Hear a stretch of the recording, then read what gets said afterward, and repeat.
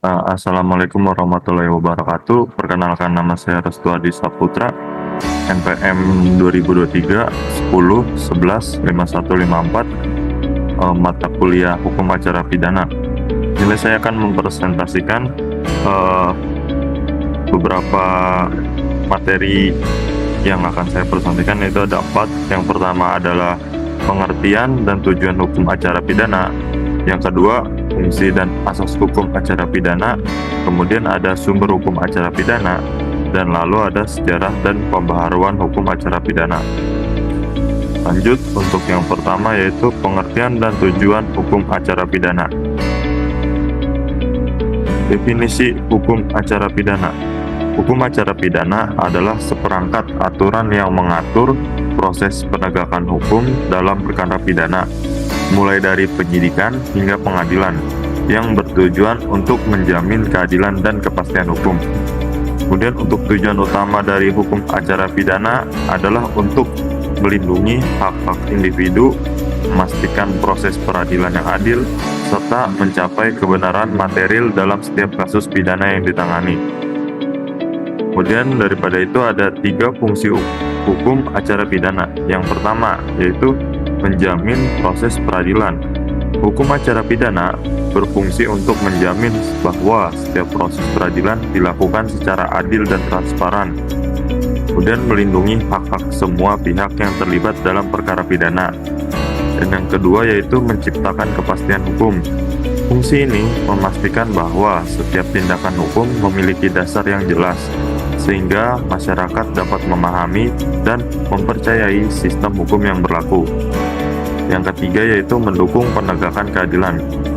Hukum acara pidana berperan penting dalam menegakkan keadilan, dengan memberikan mekanisme bagi korban dan pelaku untuk mendapatkan perlakuan yang setara di hadapan hukum. Kemudian ada tujuan hukum acara pidana. Yang pertama itu melindungi hak asasi. Tujuan utama hukum acara pidana adalah melindungi hak asasi manusia, memastikan bahwa setiap individu mendapatkan perlakuan yang adil dan tidak diskriminatif dalam proses hukum. Kemudian yang kedua adalah mencapai kebenaran material. Hukum acara pidana bertujuan untuk mencapai kebenaran material, yaitu menemukan fakta-fakta yang relevan dan substansial dalam setiap kasus pidana yang dihadapi. Kemudian yang ketiga yaitu menjamin proses peradilan yang adil.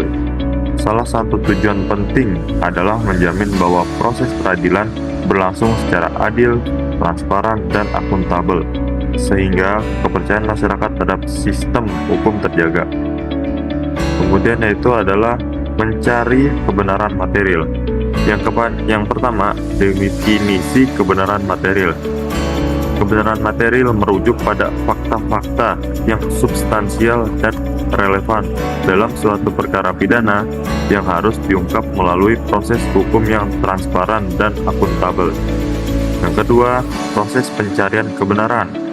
Pencarian kebenaran material melibatkan berbagai tahapan, mulai dari penyidikan, pemeriksaan saksi, hingga analisis bukti untuk memastikan keakuratan informasi yang diperoleh. Kemudian yang ketiga yaitu peran hukum acara. Hukum acara pidana berfungsi sebagai kerangka kerja yang mengatur bagaimana kebenaran material dapat dicapai, dengan menjamin hak-hak semua pihak dan mencegah penyalahgunaan kekuasaan. Kemudian yang kedua itu fungsi dan asas hukum acara pidana. Mencari fakta dan kebenaran. Yang pertama, proses pengumpulan bukti. Pengumpulan bukti yang valid dan relevan adalah langkah awal dalam mencari fakta dan kebenaran, melibatkan teknik penyidikan yang sistematis untuk memastikan keakuratan informasi. Kemudian yang kedua yaitu peran saksi dalam kebenaran. Saksi memiliki peran penting dalam mengungkapkan fakta-fakta yang terjadi, di mana kesaksian mereka dapat memberikan perspektif yang berbeda dan mendukung pencarian kebenaran material. Kemudian yang ketiga yaitu analisis bukti dan fakta. Analisis yang cermat terhadap bukti yang dikumpulkan sangat penting untuk membangun narasi yang jelas dan logis, serta untuk memastikan bahwa keputusan hukum didasarkan pada fakta yang kuat. Kemudian penegakan hukum. Prinsip penegakan hukum. Penegakan hukum dalam konteks hukum acara pidana melibatkan penerapan aturan hukum yang secara konsisten dan adil, memastikan bahwa setiap pelanggaran hukum ditindaklanjuti dengan proses yang sesuai, dan menjaga kepercayaan masyarakat terhadap sistem peradilan. Kemudian ada peran aparat penegak hukum. Aparat penegak hukum seperti polisi dan jaksa memiliki tanggung jawab utama dalam menegakkan hukum, termasuk melakukan penyidikan dan yang objektif dan adil, serta memastikan bahwa hak-hak tersangka dan korban dihormati selama proses hukum berlangsung. Kemudian memberikan keadilan. Prinsip keadilan dalam hukum. Memberikan keadilan dalam hukum acara pidana berarti memastikan bahwa setiap individu, baik korban maupun pelaku, mendapatkan perlakuan yang setara dan adil di hadapan hukum, serta menjamin hak-hak mereka dilindungi selama proses peradilan berlangsung. Kemudian ada asas praduga tidak bersalah. Prinsip dasar hukumnya yaitu asas praduga tidak bersalah merupakan prinsip fundamental dalam hukum acara pidana yang menyatakan bahwa setiap individu dianggap tidak bersalah sampai terbukti sebaliknya melalui proses peradilan yang adil, melindungi hak asasi manusia, dan mencegah penyalahgunaan kekuasaan. Kemudian yaitu ada sumber hukum acara pidana. Sumber material hukum acara pidana. Nah, sumber hukum material acara pidana mencakup norma-norma, prinsip-prinsip, dan nilai-nilai yang mendasari pelaksanaan hukum acara pidana, termasuk doktrin hukum, jurisprudensi, dan kebiasaan yang berkembang dalam praktik peradilan. Kemudian sumber formil hukum acara pidana. Definisi sumber formil yaitu adalah aturan-aturan yang ditetapkan oleh lembaga berwenang seperti undang-undang dan peraturan pemerintah yang menjadi dasar pelaksanaan proses hukum dalam perkara pidana. Kemudian undang-undang sebagai sumber utama. Undang-undang seperti Kitab Undang-Undang Hukum Acara Pidana ataupun KUHP merupakan sumber formil utama yang mengatur prosedur dan mekanisme penegakan hukum dalam sistem peradilan pidana di Indonesia. Kemudian ada peraturan pelaksananya. Selain undang-undang, peraturan pelaksana yang dikeluarkan oleh instansi terkait juga berfungsi sebagai sumber formil, memberikan rincian lebih lanjut tentang penerapan hukum acara pidana dalam praktik sehari-hari. Kemudian ada dasar hukum acara pidana. Undang-undang yang mengatur hukum acara pidana di Indonesia terutama yaitu Kitab Undang-Undang Hukum Acara Pidana ataupun KUHP menetapkan prosedur dan mekanisme yang harus diikuti dalam proses penyidikan, penuntutan, dan peradilan, serta menjamin hak-hak tersangka dan korban dalam setiap tahap proses hukum.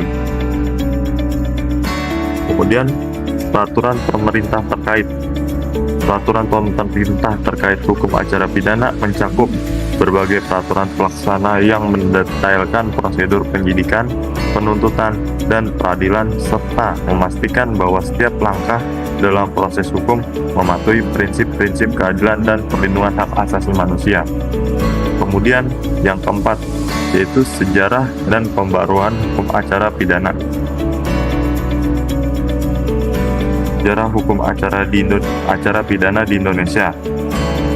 Yang pertama, pada tahun 1945, pemberlakuan Undang-Undang Dasar 1945 yang menjadi dasar hukum negara dan menjamin hak asasi manusia. Kemudian pada tahun 1960, pengesahan Kitab Undang-Undang Hukum Acara Pidana ataupun KUHP yang mengatur prosedur hukum pidana secara komprehensif.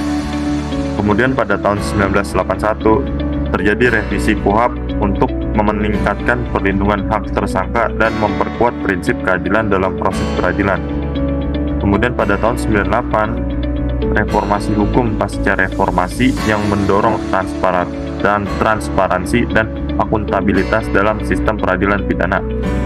Kemudian pada tahun 2004 terjadi pembentukan Komisi Pemberantasan Korupsi ataupun KPK sebagai upaya penegakan hukum yang lebih efektif terhadap tindak pidana. Kemudian yang terakhir pada tahun 2019 yaitu penyesuaian regulasi hukum acara pidana untuk mengakomodasi perkembangan teknologi dan masyarakat modern.